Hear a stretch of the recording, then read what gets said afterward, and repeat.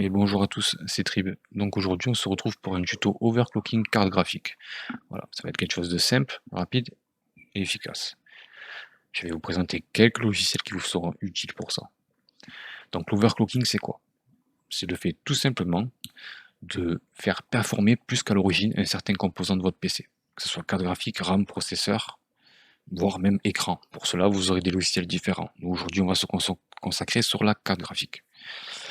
Voilà, il faut savoir que en jeu, un des plus gros gains que vous pourrez avoir en FPS, ça sera en overclockant votre carte graphique. Voilà. Surtout pour les grosses résolutions. Voilà. Après, en Full HD, voire en résolution plus basse, overclocker le processeur peut être aussi un peu utile. Voilà. Même très utile, selon votre processeur. Donc nous, on va se consacrer sur la carte graphique, parce que ça va être la chose la plus rapide et efficace.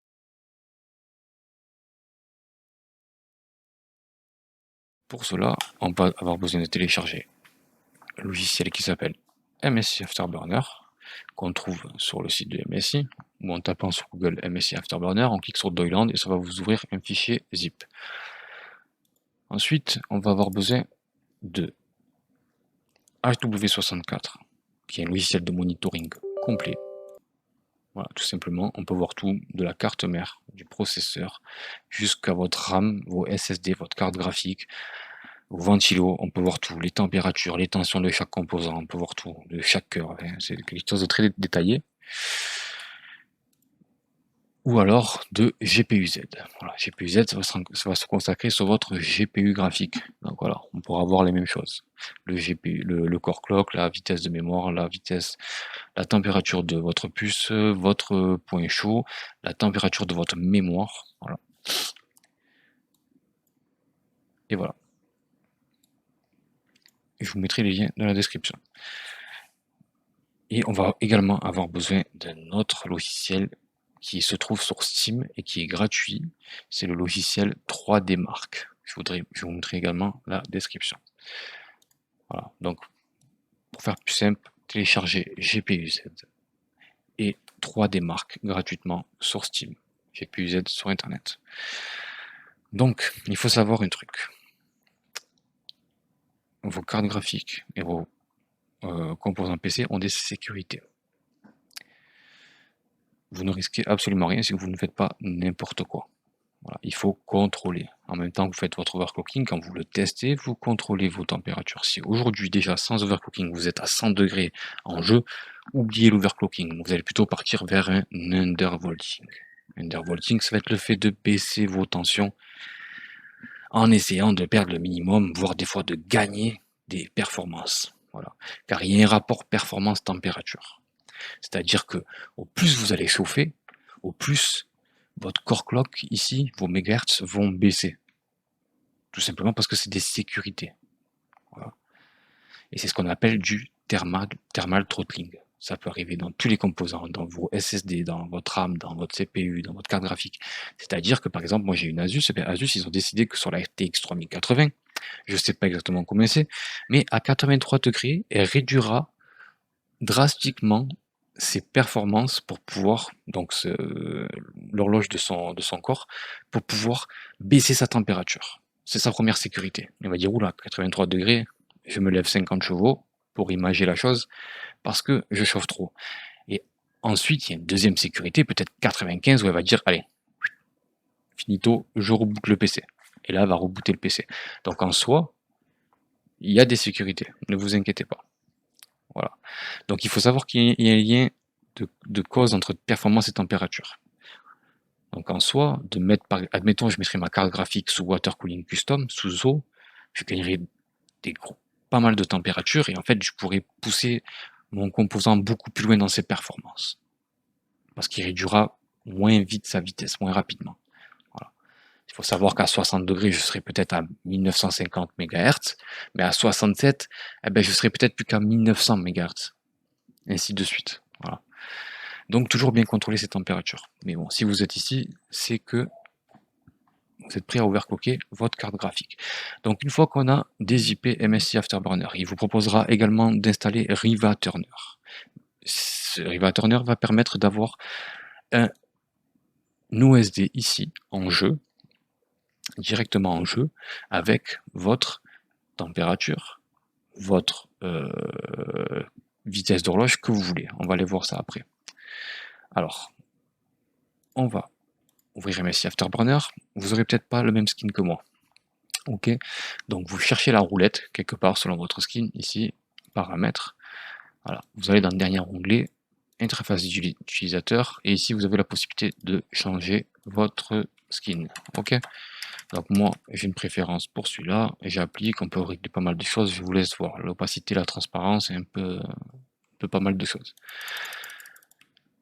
Donc, on vient dans l'onglet général. L'onglet général, il faut activer le contrôle du monitoring, il me semble, parce que moi j'ai déjà tout réglé, ça fait un moment.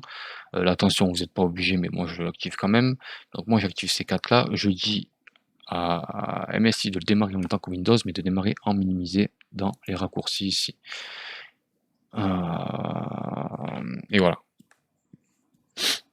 On applique et ça sera appliqué. Alors MSI Afterburner va vous servir à faire plusieurs choses. Vous pouvez faire une courbe de ventilation personnalisée pour votre carte graphique. C'est-à-dire que moi j'ai fait une courbe un peu plus agressive que l'origine. D'origine, des fois, vous avez le mode 0 décibel, c'est-à-dire qu'en dessous de 50 degrés, votre carte graphique, elle ventile pas. Moi, j'aime bien qu'elle ventile toujours à 50% parce qu'elle est très silencieuse. Et ensuite, admettons, j'ai mis 50 degrés, elle sera à 60%, à 60 degrés, elle sera à 80%. C'est agressif, mais pourquoi? Parce que moi, je sais qu'à 80%, cette carte graphique, elle arrive à tenir la température. 80% de ventilation, elle est plutôt performante, la ventilation. Donc, je sais que je vais rester dans les alentours de 60-65 degrés. Voilà ce que je veux en jeu. Je veux pas arriver dans les 70-75 degrés. Même si ça serait très bien quand même, c'est comme ça. Donc une fois qu'on a fait sa courbe, on l'applique. Et ici, on clique sur la roulette et on a l'encadrement. L'encadrement ici veut dire, au niveau de fan speed, donc vitesse de ventilateur, que vous avez activé votre courbe personnalisée. Si vous faites ça, vous revenez à votre courbe d'origine. Toujours laissée en mode automatique. C'est-à-dire qu'elle va pouvoir accélérer et descendre. Si maintenant vous levez le mode auto, on est en mode manuel. Ça veut dire que si là je règle sous 80%, ça sera constant 80%. Il n'y aura pas de variation. Donc on met le mode automatique. Là on est à l'origine. Et si on veut faire une courbe personnalisée, si on a fait une courbe personnalisée, pour l'activer, on fait ça et on valide. Toujours penser à valider. Donc voilà. Alors à l'origine, on est plutôt comme ça. Donc MSI Afterburner, on peut bouger le power limit, le core clock, la mémoire et la vitesse de ventilation. On va revenir vite fait à l'onglet paramètres. Je vais vous montrer quelque chose qui est très intéressant pour moi. C'est l'onglet surimpression d'écran, non, contrôle. Ici, on va pouvoir décider quel monitoring veut-on voir affiché en jeu. Qu'est-ce qu'on veut voir? Donc moi, je vais voir la température GPU, en sachant que si l'onglet est décoché là, vous faites ça, on pourra l'utiliser. Voilà. Il sera accessible. Donc, moi, j'ai choisi la température du GPU, l'utilisation du GPU, l'horloge du corps, l'horloge de la mémoire, le power %, la puissance, la vitesse de mon ventilateur, et on peut faire également la même chose pour le processeur. En sachant que pour le processeur, par exemple, pour la température, vous aurez tous vos cœurs affichés, tous vos threads. Donc, choisissez température CPU sans chiffre. Ça veut dire que ce sera le général. D'accord? Là, je ne vais pas vous perdre, je vais mettre que la carte graphique. Et ensuite, en bas, on a un truc qui est très utile, c'est images par seconde. Et ça va afficher vos FPS dans le monitoring, ça sera très bien pendant tous vos jeux, vous aurez les FPS en haut, à droite ou à gauche, où vous voulez dans votre écran. Une fois, normalement vous êtes comme ça, voilà. On veut afficher les images par seconde ou autre chose dans son jeu, plus la température, tout ça, alors on clique sur l'onglet, on clique sur afficher sur impression d'écran, on choisit si on veut sous forme de texte, de graphique, texte et graphique, moi je veux texte, si on veut changer les couleurs, c'est ici. Et ensuite, moi, je choisis toujours de surpasser le nom du groupe. Comme ça, on peut faire des groupes. Et je vais inscrire FPS. Voilà. Enfin, j'ai pas voulu faire ça, mais voilà. FPS, est-ce que c'est bien resté? FPS et on applique. Ok. Donc moi, admettons, tout ce qui va être carte graphique, je fais un groupe, RTX 3080. Voilà.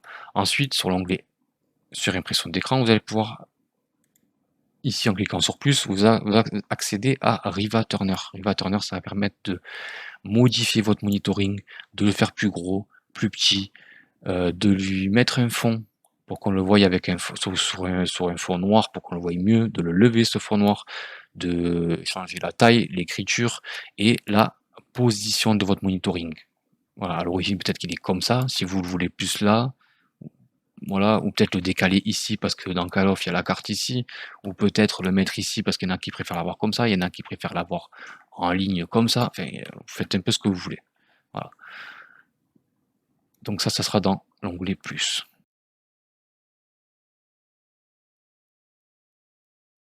Donc on va revenir sur l'overclocking carte graphique.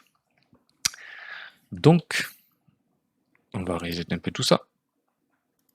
Il faut savoir qu'on va overclocker le core clock, donc la vitesse d'horloge de votre processeur graphique, de votre GPU, et également la vitesse de la mémoire de votre carte graphique.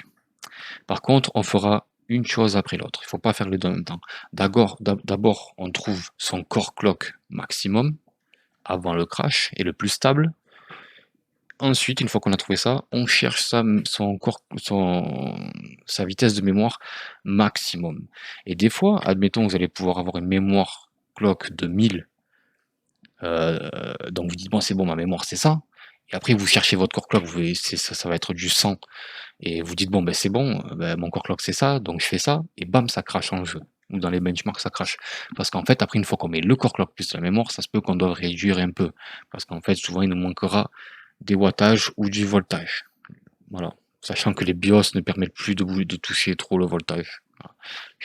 J'ai beau prendre mon voltage et mettre à 100, j'aurai pas 100% d'augmentation de mon voltage. Voilà. Donc ce qu'on fait, si votre température est bonne, déjà on augmente le power limit. Power limit, c'est les watts, tout simplement.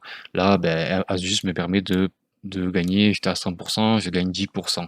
Donc admettons, ben, avant vous consommez, votre carte graphique elle est donnée pour 100 watts de consommation, aujourd'hui elle en aura 110. Voilà. Attention, ça monte également la température limite, avant le throttling, ou avant, mais c'est même la plus grosse, ouais, ça c'est avant le gros throttling. Voilà. On peut les délier ces deux-là. C'est-à-dire qu'on peut monter que ça et laisser à la température limite d'origine. Et moi, j'aime bien le lier. Donc moi, je sais déjà combien elle prend ma carte graphique. J'ai fait au moins 200 tests. Je sais dans quoi elle est plus performante. Parce que des fois, c'est pas parce qu'on va pouvoir lui mettre un maximum qu'elle sera plus performante. Des fois, c'est pas stable. Et en fait, ben, elle a des erreurs. Et en fait, au bout d'un moment, elle va crash. Il faut savoir une autre chose. Selon les jeux, des fois ça peut cracher, d'autres non. Il y a des fois, moi je me suis rendu fou à avoir des overclocking qui tenaient dans pas mal de jeux. J'arrive dans Cyberpunk, admettons, dans Cyberpunk ça me casse pas mal les pieds. Dès qu'il y a une scène vidéo, ça crache. Peu importe mon overclocking par exemple. Donc voilà. Des fois l'overclocking il peut tenir pendant 2 heures et en fait au bout de 2 heures ça crache. Voilà. Surtout pour ceux qui ont des RTX et des mémoires GDR6X. Là, overclocker la mémoire, c'est un peu plus complexe. Moi, je le fais aussi, mais en fait, parce qu'en fait, avant, il faut savoir que dans la 5, je veux dire, c'est 5X, ou je sais pas si c'était la 6 tout court, je sais plus ce que c'était. Dans les anciennes mémoires de carte graphique, quand la mémoire était pas stable, ça crachait direct. Sauf que sur la GDR6X, ça va essayer de résoudre l'erreur de calcul, et en fait, ça va cracher un peu plus longtemps après, et en fait, ça vous fait une baisse de performance au final. Donc, moi, je vous conseille de commencer et de monter par incrémentance de 25 ou de 50. On peut commencer par 50. Voilà, pour en faire entrer. Mais par contre, après, on montera par 25 en 25. Ça suffira. N'allez pas me mettre un 350. Non. Voilà.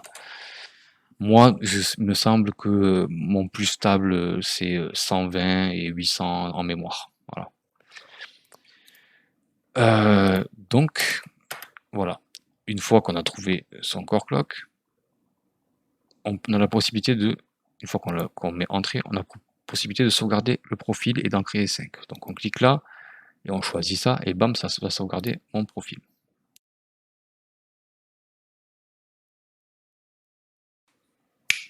Et voilà, on se retrouve sur le logiciel 3D Mark, téléchargé sur Steam en version gratuite.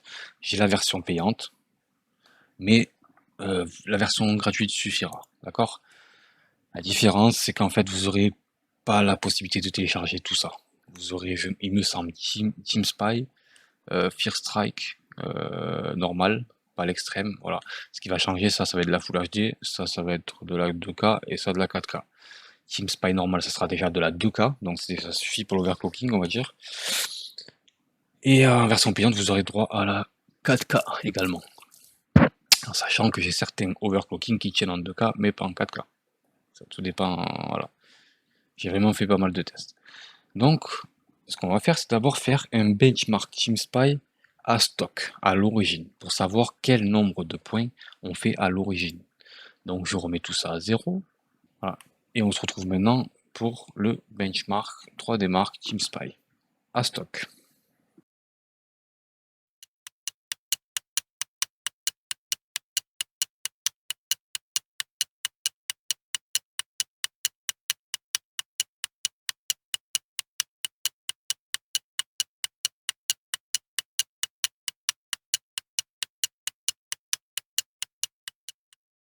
Et voilà, on se retrouve à la fin du benchmark. Donc ici, Team Spy nous dit qu'on a fait un score de 14 779 en moyenne. Quand la moyenne de ma configuration, c'est-à-dire les gens qui ont le même processeur que moi et ma carte graphique, font plutôt 16 600 points. Pourquoi? D'habitude, je ne fais pas ça. Je ne fais pas ce score. Pourquoi j'ai fait ce score? Parce que en fait, je suis en train d'enregistrer en 2K derrière. D'accord? Donc mon processeur est déjà utilisé, donc ma carte graphique perd un petit peu des performances et mon processeur en a perdu par contre pas mal. Voilà. Donc habituellement, je sais qu'à stock, je fais plutôt du 16 700 points. Voilà. Tout simplement, on enregistre parce qu'en fait, il faut savoir qu'il y a un graphic score pour la carte graphique et un CPU score. Celui-là, on va l'oublier. Donc là, on va dire que je pars d'un score de 15 885 points. D'accord? À stock. Il me semble que mon record, moi, c'est 18 500 points avec ma RTX 3080. Voilà. On se rapproche d'une petite 80 Ti. Une petite 80 Ti, on va dire. Voilà. Donc ça, voilà. On va le garder de côté. Et maintenant, on va quand même contrôler nos températures dans GPU-Z. Alors là, si je veux voir la moyenne depuis que mon logiciel est ouvert, bon, j'ai ouvert longtemps avant, on n'aura pas la bonne moyenne. Mais moi, je veux voir le maximum que j'ai atteint. 1965 MHz à stock. La mémoire, au maximum, j'ai atteint, je ne vois pas combien. 1187. Ouais, ok. Tac. Et donc, moi, ce que je regarde aussi, bon, c'est le maximum que j'ai atteint sur ma puce, mais aussi sur ma mémoire. 82 degrés, c'est vraiment très, très, très, très bon. Je vois qu'au maximum, j'ai consommé 343 watts. Et voilà.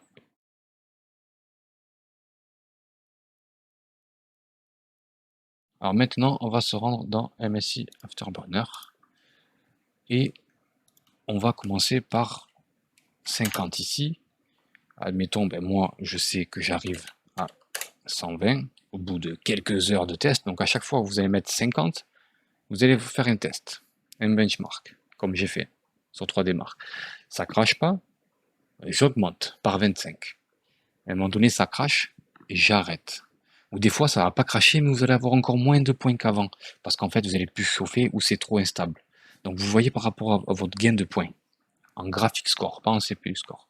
Donc moi, je sais qu'ici, je tiens 120. Alors j'espère que ça va tenir pour la vidéo, parce que je suis en train de rec en même temps, tout ça, et je suis en train de faire pas mal de choses en fond. Et je sais ici que en mémoire, à 800, j'encaisse. Voilà. Donc vous ne faites pas comme moi. Vous n'aurez peut-être pas les mêmes les résultats que moi. Vous aurez pas, on n'a pas tous les mêmes puces, comme je vous ai dit. Voilà, il faut savoir que Nvidia ou AMD ou qui vous voulez, quand elle fait des cartes graphiques ou des processeurs, admettons ben, pour un Intel 8700K, elle va faire elle va faire des puces générales où ils savent que je sais pas, ils annoncent leur processeur à 4,7 GHz.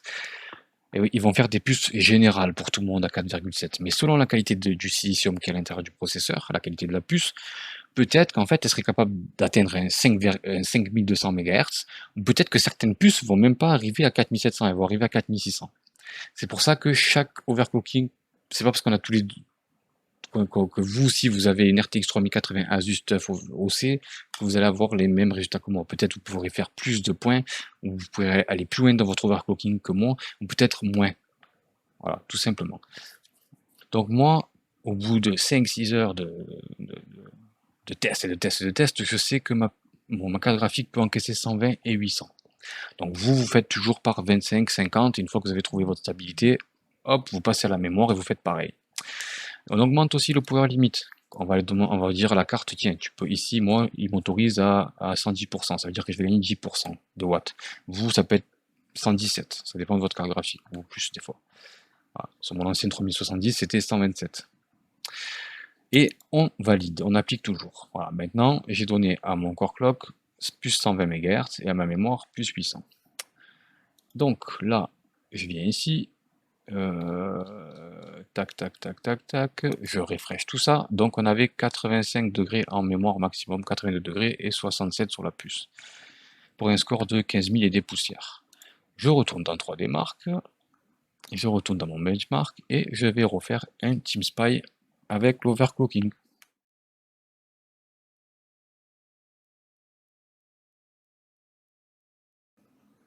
Donc voilà, là on voit que, admettons avant j'étais à 1930, 1950, 2000 MHz en haut sur le GPU, donc là on voit qu'on atteint déjà 2010 par moment. Voilà. Bon, bien sûr, le power limit est vraiment bridé par les constructeurs selon les cartes, notamment la mienne, et elle a du mal à dépasser les 100%. Vous voyez là, 101%. Elle s'est autorisée à dépasser 1%. Donc, j'ai pas vraiment mon gain de 110% en power limit. C'est ça qui me. Sur mon modèle à moi, sur plusieurs cartes graphiques, c'est souvent votre BIOS qui est primordial, le BIOS de la carte graphique. Choisissez bien une carte graphique pour son BIOS. Si vous voulez une 3080, elles n'ont pas tous le même BIOS. 3090, c'est pareil, pour toutes les cartes. Et il y a des fois, admettons, des 3080 Ti qui peuvent être plus performantes que des 3090 parce qu'elles ont plus de wattage. Voilà, elles ont plus de chevaux derrière pour atteindre des bonnes fréquences. Voilà.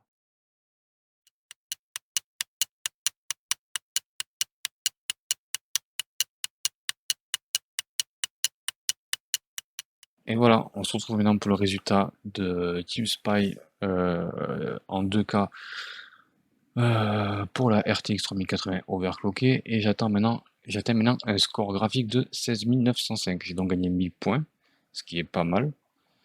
Ça va chercher, je pense, entre 5 et... il faudrait calculer mes 5-6%.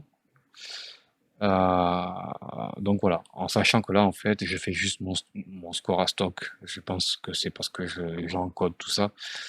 En temps normal, je fais 16 900 à stock, et mon plus gros overclocking, j'ai atteint 18 450 points. Voilà. Mais pour la vidéo, ça suffira, et on voit que j'ai gagné 1000 points, tout simplement. Donc, voilà, à gauche, on voit mon Graphiscore ici, à stock, et à droite, mon graphic score overclocké.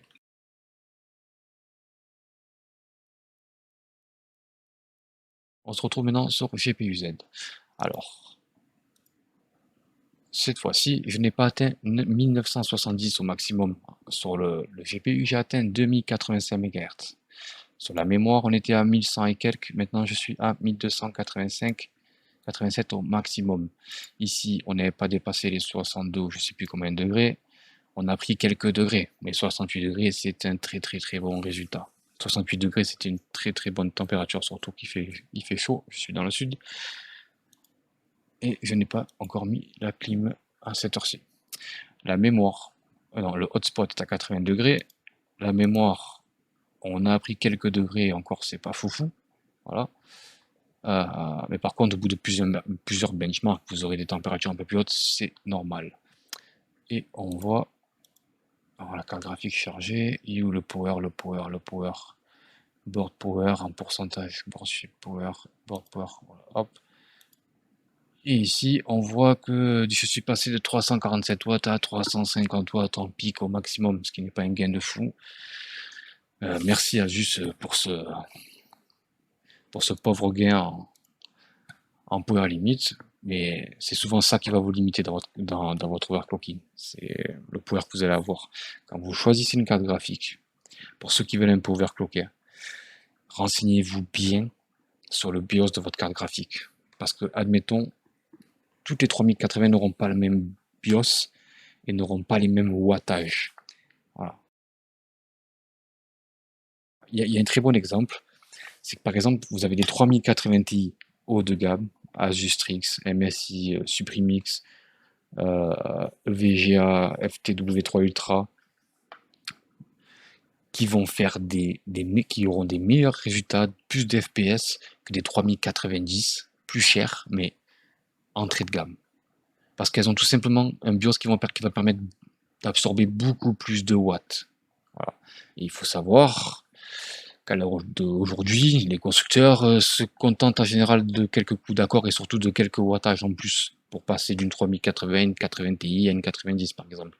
Et en fait, c'est en général les mêmes puces. Voilà. Donc là, on voit qu'on est totalement safe dans les températures, donc on a réussi notre overclocking. Ça n'a pas craché. Voilà. Après, ensuite, on pourrait très bien faire un benchmark sur type Spy Extreme, sur Fear Strike Ultra, qui va aussi induire de la physique. Donc vous avez faites plusieurs tests, et si ça crache pas, là vous pouvez tester, ou sinon en jeu, voilà, tout simplement. Dans vos jeux favoris, vous voyez à peu près les gains que vous avez sur une image donnée, et si l'overclocking passe et qu'il crache pas, écoutez, banco, vous avez peut-être gagné.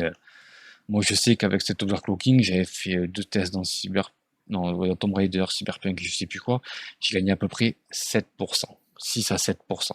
Voilà. Donc 6 à 7% sur un jeu qui va être en ultra 2K avec un ray tracing que vous allez tourner à 60 FPS, ça sera pas mal, quoi. Ça fera un bon gap. Voilà. Donc on en finit avec ce tuto. Je vais quand même vous rappeler les bases. Monter ici par incréminence de 25 et ici également par incréminence de 25. Voilà. Ne faites pas comme moi, ne me tapez pas un 100 de suite, un 800. Moi, pour en arriver là, j'ai fait une centaine de tests, je pense, au moins, une centaine de benchmarks. Et comparez vos points. Vous comparez les points à chaque fois que vous montez, vous comparez les points et les températures. Est-ce que des fois, ça vaut le coup de prendre 15 degrés pour gagner 3 FPS? Non. Voilà. Il faut comparer un peu tout ça et trouver le meilleur overclocking pour votre carte graphique à vous. Voilà. N'oubliez pas d'aller un peu trifouiller dans le contrôle et la surimpression d'écran pour régler votre OSD. Et je pense qu'on a fait le tour. Si vous avez des questions, n'hésitez pas à me les poser en commentaire, je vous répondrai rapidement. Si la vidéo vous a plu, un petit like, c'est gratuit, c'est gratos. Et n'hésitez pas à vous abonner si vous voulez de temps en temps suivre les vidéos que je vais essayer de poster régulièrement. Pas tous les jours, peut-être pas toutes les semaines, mais assez régulièrement. Surtout sur des vidéos utiles. Voilà. Si vous avez des questions sur un autre sujet ou quoi que ce soit, que vous avez des envies de vidéo, n'hésitez pas aussi. Si je peux vous aider, je le ferai, ou je vous ferai un tuto. Allez, à la prochaine.